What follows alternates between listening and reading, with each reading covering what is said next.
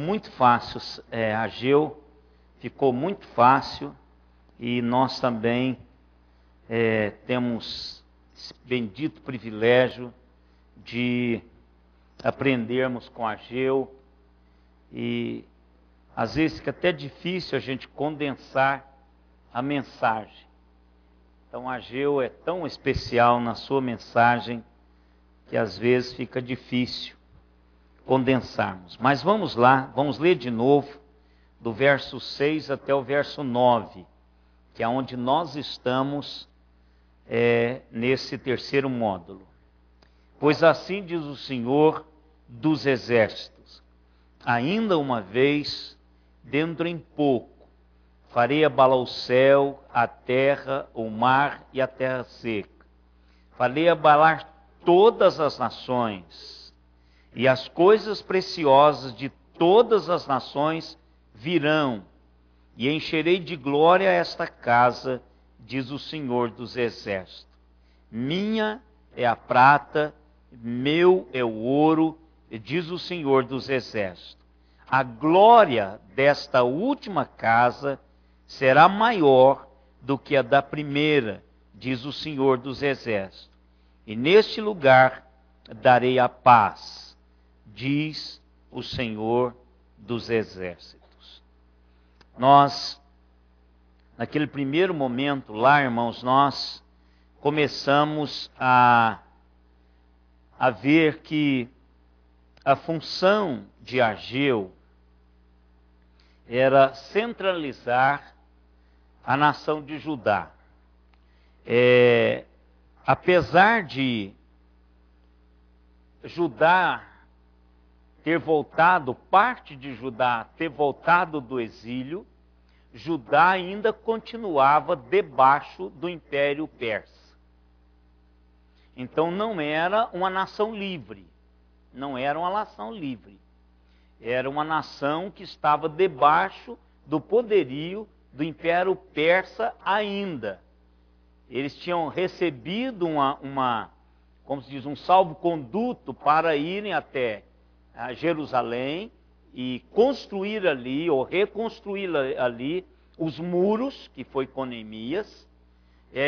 Colocaram os alicerces do templo, mas desanimaram, mudaram o seu foco, e aí não levantaram mais nada sobre aquele alicerce. Ficaram, portanto, quase 20 anos, 18 anos, sem colocar uma pedra sobre aquele alicerce. Aí Deus levanta Ageu. E Ageu, eu imagino assim que Ageu tinha uma prédica muito forte, uma presença muito forte de Deus. Não tinha. É assim que Deus faz. Deus sempre está preparando alguém que a gente não sabe quem é, para agir no momento em que ele precisa agir. Eu fico pensando assim, que é na linguagem do salmista, quando ele diz que filhos são como flechas colocadas na aljava. Então está sempre prontas ali. A hora que precisa, ele mete a mão numa e solta. E ele sabe qual que é a flecha que precisa ser soltada. Deus faz isso comigo, com você, e fez isso com Ageu.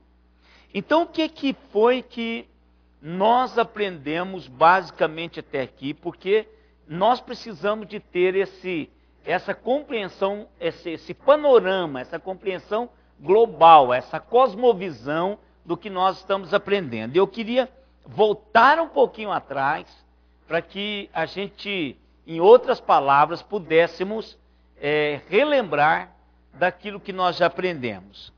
A primeira coisa que Ageu disse a essas pessoas é que elas precisavam trabalhar as suas prioridades. Por quê? Porque se nossas prioridades estivessem certas, se elas estão certas, nós vamos gastar o nosso tempo, gastar o nosso dinheiro de uma maneira a glorificar a realidade de Deus. Então, o que havia... Obrigado, irmão Valdir. O que havia acontecido com Judá? Judá estava com a prioridade errada. Qual que era a prioridade de Judá? Construir as suas casas. Não era tempo de construir a casa de Deus, mas a deles era. Então, esqueceram a realidade espiritual. Então, mudaram a prioridade. Então, as nossas prioridades, elas são reveladas.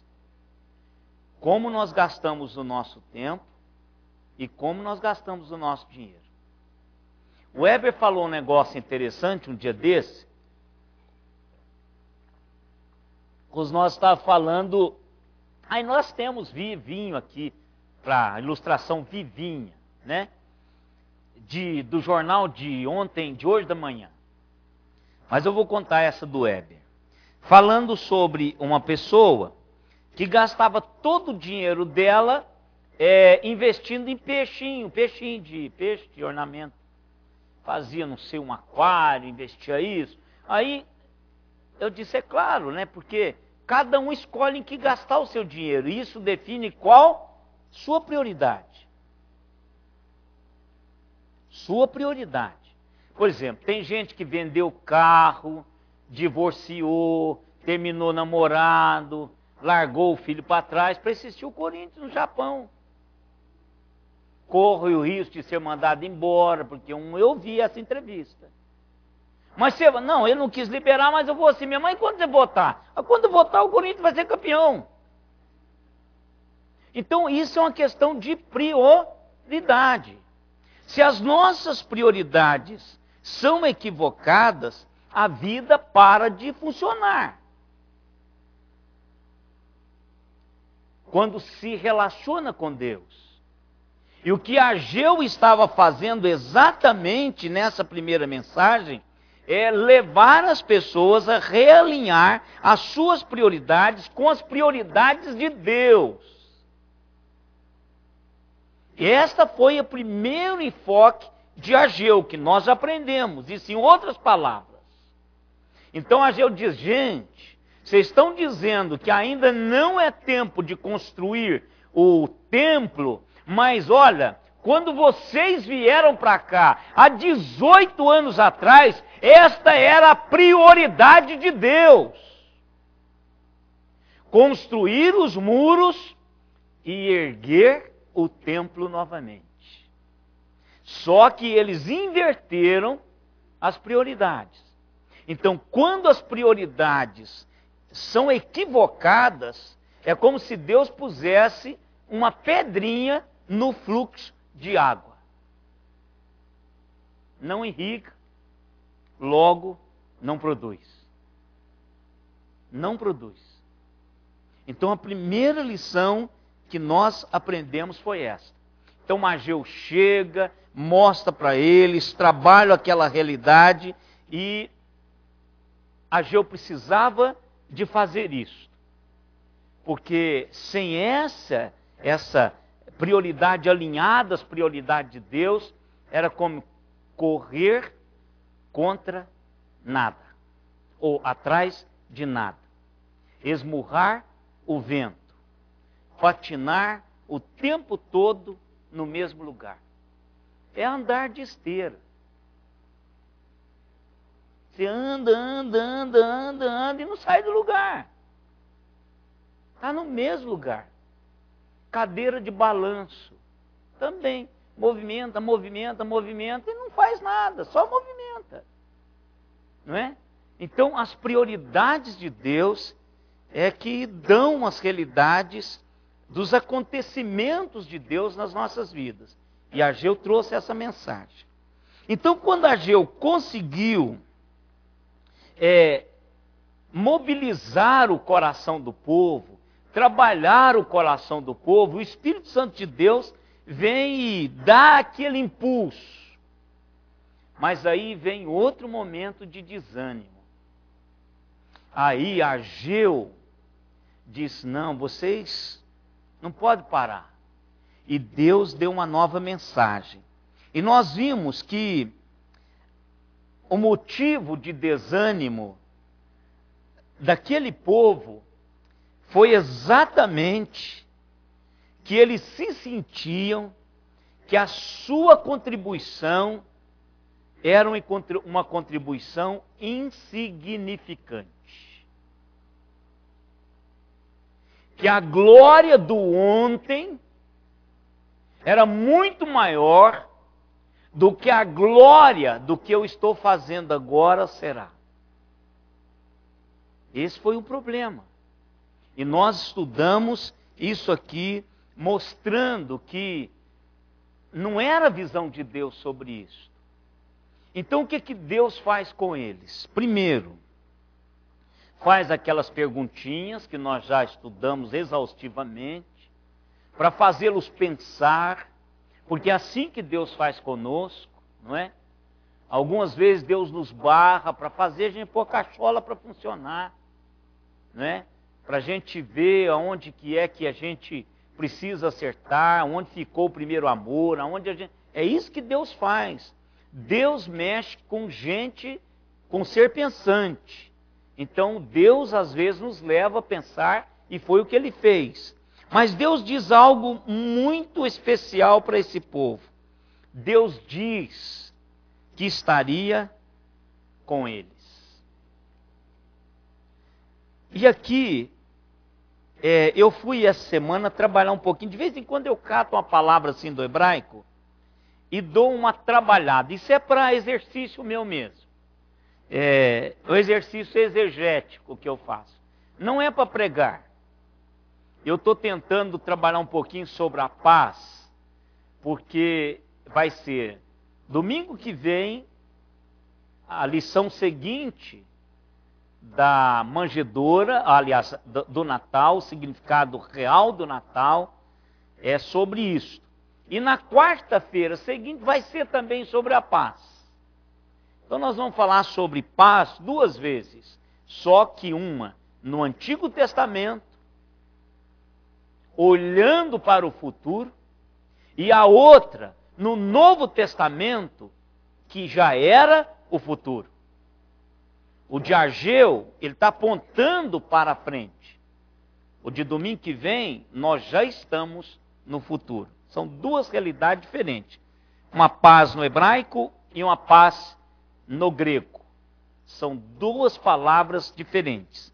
Então eu peguei essa semana para estudar, para dar uma melhorada, como eu iria fazer um resumo para os irmãos, eu queria dar uma melhorada sobre essa presença que Deus prometeu para o povo, para animá-los. E sabe o que a gente fica pensando assim? Por exemplo, a presença de Deus comigo e com você, essa presença pessoal de Deus, ela está presente em todos os lugares, independentemente dele dizer que vai estar comigo ou não vai estar. Essa é uma presença que jamais se faz ausente. Deus não deixou o universo, a criação que Ele fez, órfã. Ele está presente o tempo todo. E a presença dEle é que ainda mantém isso aqui em equilíbrio. É Ele que mantém isso em equilíbrio. Inclusive nós. Porque poderia estar pior. Poderia estar pior. Mas é Ele que mantém o equilíbrio dessa realidade. Então eu perguntei ao texto, mas o que de fato Deus queria dizer com essa presença? Então eu fui buscar um pouquinho mais. Deus está dizendo para o povo o seguinte, que Ele vai estar ao lado desse povo no que Ele estava fazendo agora. Deus diz assim, eu vou estar ao seu lado no momento em que vocês estão fazendo aquilo que eu quero que seja feito. Eu vou estar ao lado de vocês. 18 anos depois, vocês voltam a fazer aquilo que eu queria que fosse feito, há 18 anos atrás. Então eu estou ao lado de vocês. Eu sou seu aliado. É aqui a palavra de estar, de ser com o povo. Eu sou o seu aliado. E eu tenho impressão, irmãos, que quando o Dr. Samuel Doctória diz aquela famosa frase dele, que ele lembra para mim foi, nunca mais a esqueci, eu ouvi uma única vez dele e nunca mais esqueci, que ele diz o seguinte: eu e Deus somos a maioria. Se você tem Deus como seu aliado, se tem Deus ao seu lado, você tem que portar-se, eu tenho que me importar como a menininha do Salmo 23. O Senhor é o meu pastor e eu não preciso de mais nada. É isto.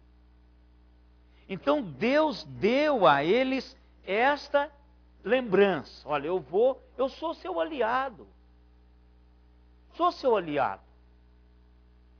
Gente, não tem como temer. Não tem como retroceder quando nós temos plena convicção de que Deus está ao nosso lado. Segunda realidade que Deus fez com esse povo é que Deus diz para esse povo que Ele é o Deus da aliança. Ele diz: olha, desde lá do Egito, eu prometi estar com vocês, desde quando vocês saíram do Egito. E essa presença de Deus foi uma presença vista, apalpada, porque toda vez que eles iam comer o maná, ou as codornizes, eles tinham certeza que Deus estava suprindo as suas necessidades. Todas as vezes que eles olhavam e viam a chama de fogo, eles sabiam que Deus estava ali. Todas as vezes que a sombra batia, a nuvem do Senhor caminhava e batia sobre eles para formar uma sombra. Nós hoje sabemos que é uma sombra. Eu hoje dei uma caminhada, saí lá de casa, fui lá no Poupa Tempo a pé, na sombra. Na sombra. Aonde tinha uma sombra, eu passava para o outro lado. Vinha de cá, eu sou assim, eu só andei na... Então essa sombra que estava sobre o povo de Israel era a presença. Deus estava lá. Ele está lembrando-os. Desde quando vocês saíram do Egito, é que eu estou lá de vocês. Vou estar ao seu lado, como sempre estive, porque eu fiz sua aliança lá atrás. Mas também, irmãos, Deus diz assim para o povo: o meu espírito vai estar entre vocês. O meu espírito vai estar entre vocês. Irmãos, não tem como não caminhar sobre essas promessas. E às vezes nós precisamos de pensar sobre estas promessas. Então, o que Ageu está trazendo agora, irmãos, é exatamente que o povo trabalhe fazendo, mesmo que seja insignificante aos olhos dele, mas fazendo exatamente o que eles precisam fazer, porque eles precisam olhar para o reino. O reino, irmãos, é muito maior do que nós juntos. O reino é muito maior do que a Igreja Presbiteriana do Brasil. O reino abarca toda a realidade criada de Deus. Por Ele, para Ele são todas as coisas. Então o que Ageu está tentando pôr no coração desse povo é terem uma visão, para que eles possam ter uma visão, manter o foco de prioridades do reino. Tem algo muito maior que será feito a partir do que vocês estão fazendo. Eu não sei, irmãos, nenhum de nós sabemos, mas Deus nos usa além dos nossos limites. Essa é a mensagem-chave de Ageu agora. O povo está desanimado porque é insignificante aquele templo, não tem mais a glória, não tem mais o ouro, não tem mais a arca, não tem mais aquilo, não tem mais a suntuosidade, não tem mais Salomão, não tem mais. Então, é aquilo que nós falamos quarta-feira passada. Se nós focarmos naquilo que nós não temos, nós vamos ser ingratos por aquilo que nós temos. Então, se eu tenho oportunidade, que nós acabamos de cantar, não importa se o seu trabalho seja um trabalho humilde, não importa se é uma pequena coisa, não importa que aos seus olhos pareça ser algo insignificante. O que Deus faz, irmãos, nesses versículos, é exatamente uma previsão sobre o futuro. É isso que Deus está dando ao povo. Em algum ponto, Deus está dizendo, em algum ponto no futuro, Ele vai agitar as coisas. Ele vai abalar as coisas. Ele vai fazer com que os corações das pessoas vão caminhar segundo os seus propósitos. Irmãos, para mim isso aqui é algo que motiva o meu coração. É Deus dizer assim, Ezequiel, pode plantar. Daqui um tempo eu vou mexer nesse negócio. E quando eu for mexer nesse negócio, eu vou tomar como base o que você está fazendo hoje. Isso é algo que enche o nosso coração, irmãos, de prazer naquilo que nós estamos fazendo. Eu não preciso ver tudo quanto Deus tem para fazer através daquilo que eu estou fazendo. Eu posso, como povo, esse povo de Judá, saber que Deus vai fazer algo amanhã. Saber que Deus vai fazer algo amanhã. E quando Deus fizer algo amanhã, o que eu fiz hoje vai ser aproveitado. Isso motiva. E o que Deus está fazendo agora, através de Ageu, é exatamente mostrando isso. Deus promete, olha a promessa de Deus. Deus promete que a glória desse segundo templo, da geração de Ageu, irá eclipsar.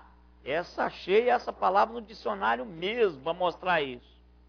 Vai dar um eclipse à glória do primeiro templo de Salomão. Ele está dizendo assim, ele não está falando que vai ser mais suntuoso. Ele não diz que seria mais suntuoso. Ele diz que a glória desse templo, que eles estavam achando que era uma contribuição insignificante, iria por sombra sobre o templo de Salomão, irmãos. Já pensou Deus fazer uma revelação dessa para mim e para você, como igreja presbiteriana de Araraquara? Irmãos, eu ia me matar de trabalhar. Não era suicidar, era me matar de trabalhar para que Deus pudesse cumprir através do que eu estou fazendo. Não importa, eu não queria ver. Há uma promessa. Há uma promessa de Deus e pronto, acabou. Há uma promessa de Deus que isso iria acontecer no futuro, não tem problema. Se não acontecer no meu tempo, Eu vou morrer esperando que isso aconteça algum dia. Por exemplo, a morte para mim não é uma certeza, vocês já sabem disso. Vocês têm certeza que eu tenho certeza disso. De que a morte para mim é apenas uma possibilidade. Eu posso morrer e posso não morrer. Se Jesus voltar, eu não morro. Porque a palavra dele diz que eu não vou morrer, que os que estiverem vivos, quando ele voltar, não morrerão.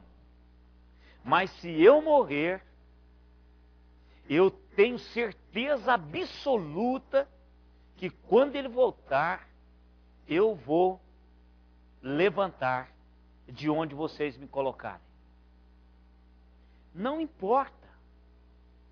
A promessa é no mesmo nível. Só que uma realidade é construída no templo para o espaço.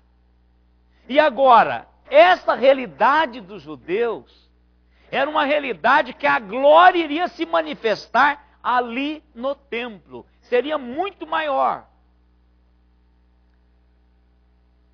E eu queria fazer aquela perguntinha que eu falei para vocês que eu ia fazer. Olha como eu segurei para fazer essa pergunta só hoje.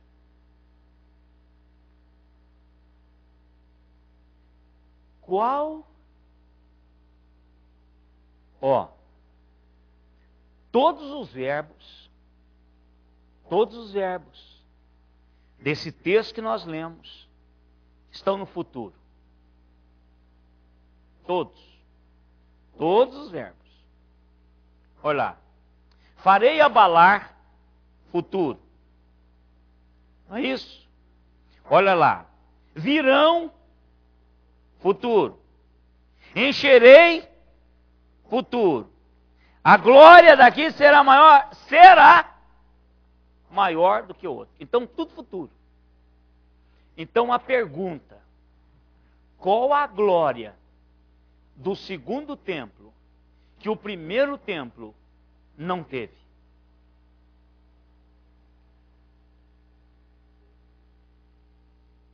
Essa pergunta eu cocei na língua durante todo o tempo a fazer, me policiei para não fazer, que eu disse para vocês que eu faria. Qual é a glória do segundo templo que o primeiro não tinha? Não, isso virá como consequência da glória desse segundo templo.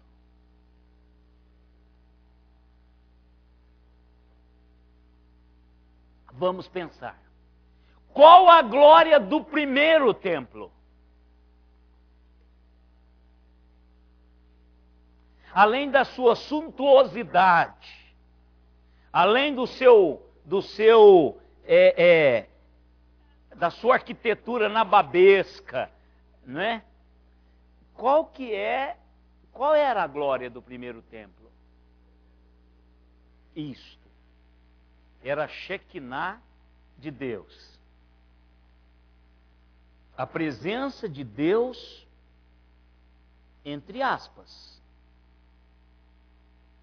Porque a presença absoluta de Deus não era, porque senão eles morreriam todos. Ele estava presente, mas não na sua plenitude. Não estava. Qual a glória do segundo, que é maior do que esta? O que Jesus fazia? Aonde Jesus estava quando ele tinha 12 anos de idade? No templo. A glória do segundo templo, irmãos, está em que o próprio Deus iria entrar nele. O próprio Deus iria ensinar nele.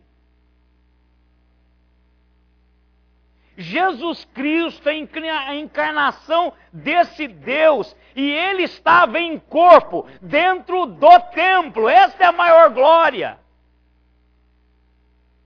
Por isso que esse texto que nós lemos é um texto que aponta para Jesus, sempre. A maior glória do segundo templo não está na construção do templo, como estava no primeiro templo. A glória do segundo templo estava na visita do Deus eterno, na pessoa do Senhor Jesus Cristo, naquele lugar. Foi para lá que Jesus foi depois da entrada triunfal. Foi lá que Jesus gastou 3 dias ensinando aos líderes religiosos sobre o seu Pai.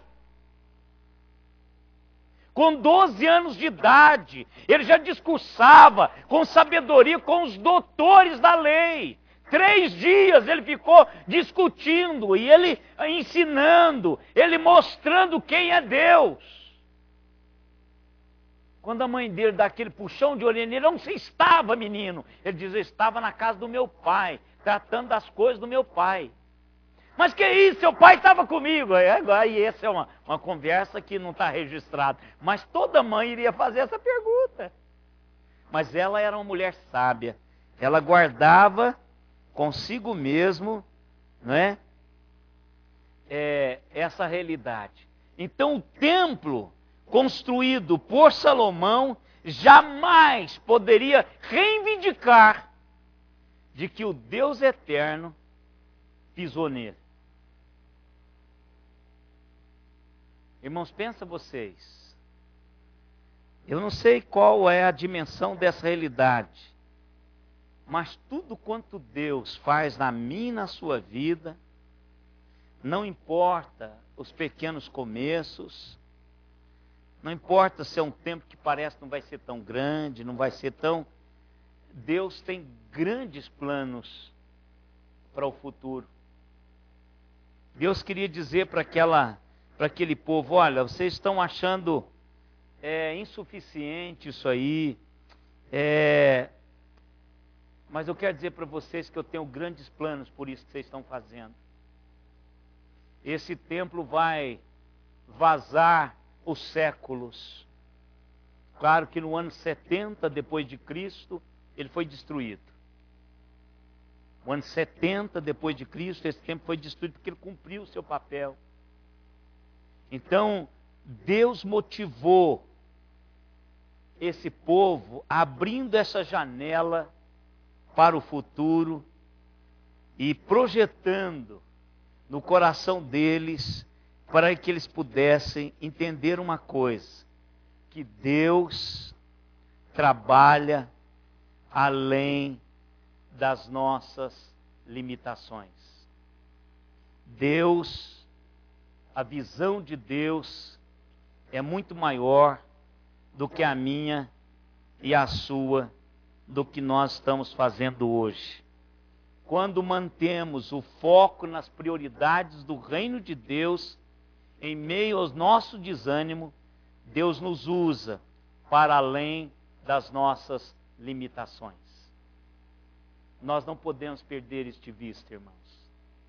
Se nós perdermos este visto, você vai achar que o que você está fazendo é pequeno demais. Eu gosto muito das histórias dos missionários passados.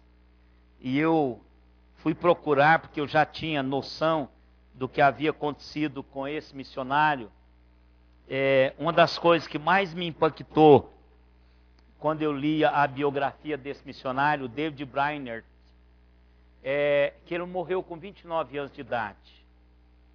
E aquilo para mim foi um impacto muito grande, porque eu tinha exatamente 29 anos, quando eu li a biografia dele. Eu falei, gente, eu não fiz nada. Não fiz nada, tinha acabado de casar, não tinha feito nada. Nada, nem liderado a igreja direito eu tinha liderado. Então eu pensei assim, como ele morreu jovem? Aí foi aonde eu fui cavucar, fui ler mais sobre ele. Mas eu queria dar uma noção para os irmãos. Em 1700, ele viveu em 1700, David Barnett. Ele sentiu o chamado para evangelizar as etnias, índios, né, etnia indígenas norte-americanas. E ele enfrentou um desânimo muito grande, porque naquela época os irmãos imaginam como era difícil compartilhar o evangelho, e ele queria compartilhar o amor de Cristo com aqueles indígenas, falar da realidade de Deus, mas já havia uma certa ganância, já havia um certo mover nessa questão materialista, e as pessoas não o ajudavam, não investiam, e ele sofreu muito, mas muito, para fazer esse trabalho. Tanto é que ele escreveu no seu diário, eu acho que isso é mania de pastor, não é? Eu estava falando para os pastores, na reunião do conselho, de que eu tenho uma agenda. Aliás, eu tenho agenda desde quando eu me formei. Em todas as minhas agendas, agora é uma agenda eletrônica, mas eu tinha agenda de papel. Até 99, eu tenho todas as minhas agendas desde 1984. Meu primeiro ano de ministério, está lá em casa, eu tenho, se a Simone jogou fora, ela não é doida fazer isso ela não joga, ela sabe o que não pode jogar fora. Eu não vou precisar disso, irmãos, talvez as meninas vão precisar disso. Mas lá tem tudo o que acontece eu coloco ali, tudo. A minha agenda é como se fosse um diário, não é? Por isso que tem uma chave, só eu entro, não é? Eu não fica aberto para todo mundo ler. Então, esse pastor escreveu assim, no diário dele: meu coração afundou. Parece-me que eu nunca vou ter sucesso de evangelizar estes indígenas. Minha alma está cansada da minha própria vida. Eu anseio pela morte. Por 2 anos nada aconteceu. No 3 anos e meio depois, cerca de 150 índios se converteram. Eles foram levados à fé, batizados, ensinados, discipulados. Mas 1 ano depois, David Bryan morreu, com 29 anos. E aí, você pensa assim, acabou o trabalho dele. Que pena, morreu tão jovem. Mas olha o que aconteceu. Alguém resolveu publicar os estudos dele. A visão que ele tinha de salvação, de missão, de missões. E essa revista caiu na mão de um jovem chamado William Carey. William Carey é muito conhecido porque ele é o pai das missões modernas. Um dos maiores missionários da nossa época. E as pessoas perguntaram para William Carey qual foi o que o motivou, o inspirou a dedicar a sua vida em missões. Ele diz: as revistas que eu li de David Barnett. Deus usou David Barnett, apesar das suas limitações. Olha, irmãos, em 1700, 200 anos depois, aliás, mais de 200 anos depois, Deus usa aquilo que Deus fez com ele e usou esse homem na minha própria vida.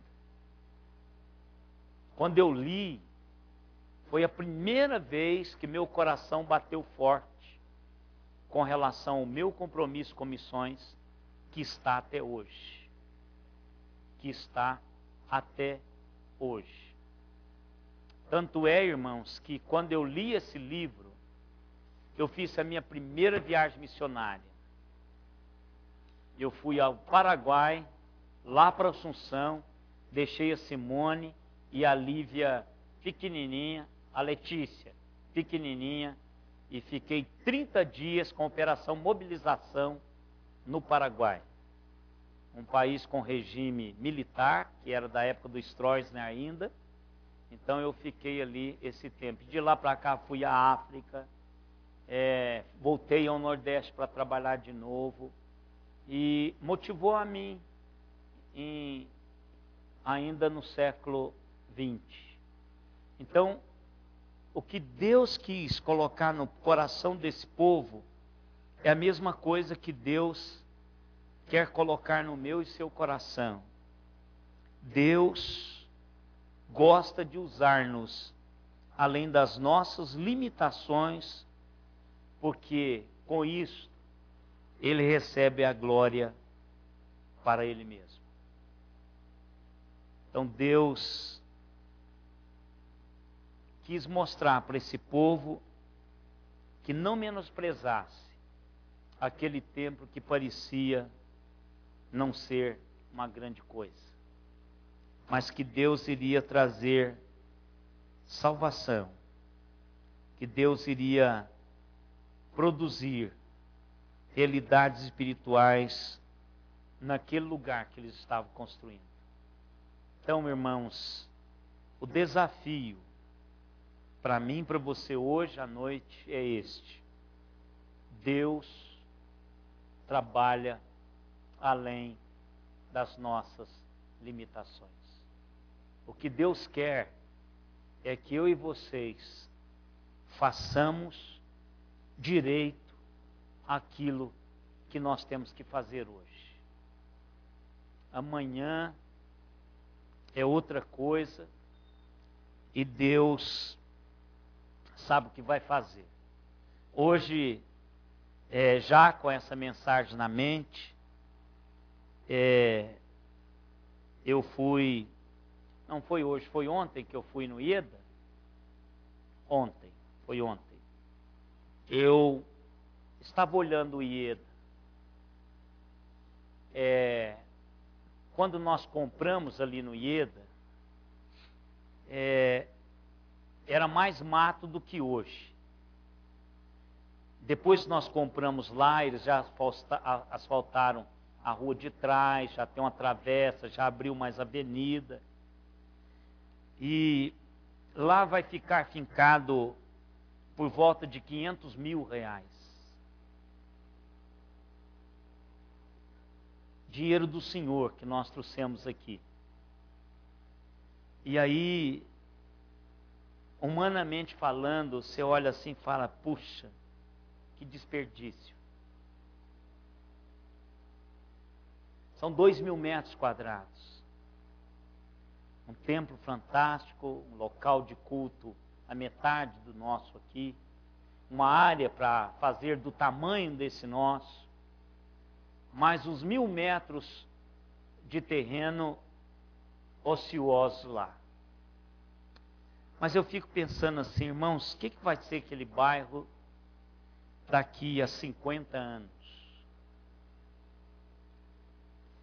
Quando a maioria de nós não vamos estar aqui mais. Parece que eu estou ouvindo assim, puxa, que visão, hein? Que visão. Há 50 anos atrás, eles compraram aqui no meio do mato 2.000 metros quadrados. E construíram um templo desse tamanho. De todo o coração pensei nisso. Eu não sei o que vai dar aquilo lá, irmãos. Mas uma coisa eu sei. Deus está ao nosso lado, construindo aquilo lá. Sabe por quê? São R$500 mil investidos lá e nós não devemos um único tostão. Se tem alguma coisa comprada para pagar, já tem dinheiro na poupança para pagar. Porque nós não compramos se não temos o dinheiro para pagar. Não financiamos. Deus está gerando. Eu não sei mesmo o que vai acontecer lá. Não sei mesmo. Agora, o que eu sei é que é um tempo para nós fazermos isto. fazermos isso. Se Deus abençoar lá janeiro, fevereiro, nós estaremos lá com um culto de inauguração daquele lugar. Se Deus quiser, está bonito, nós estamos terminando as fotografias para mostrar para os irmãos. Só estou esperando eles cimentarem em volta lá para bater a última foto. O apartamento funcional já vai ser revestido com gesso, já levei a pessoa lá ontem. Os azulejos, lá os banheiros tem azulejo, tem em cima, igualzinho o nosso. Cozinha, tem suíte, o apartamento de 85 metros quadrados. Então, eu não sei o que Deus vai fazer amanhã. Não sei mesmo. Mas eu sei que Ele sabe. E isso basta. Há um futuro que eu posso só antever. Posso não usufruir dele. Mas que problema tem? Eu estou usufruindo de algo que eu não plantei? Não foi eu que construí isso aqui. Isso aqui foi construído há mais de 50 anos atrás. O que nós fizemos, foi dar uma remodelada. Não é? Trocar roupa. E outros vão usufruir disso no futuro. Então, irmãos, faça direito aquilo que você sabe que Deus quer que você faça. Por menor que seja. Não fique esperando, quando eu tiver dinheiro, invista o que você tem. Quando eu for estudar, prega da maneira que você está. Não é? Faça visita na pé, não precisa esperar ter carro para fazer visita. Então, faça aquilo que está nas suas mãos hoje. Essa é a palavra do Senhor, porque há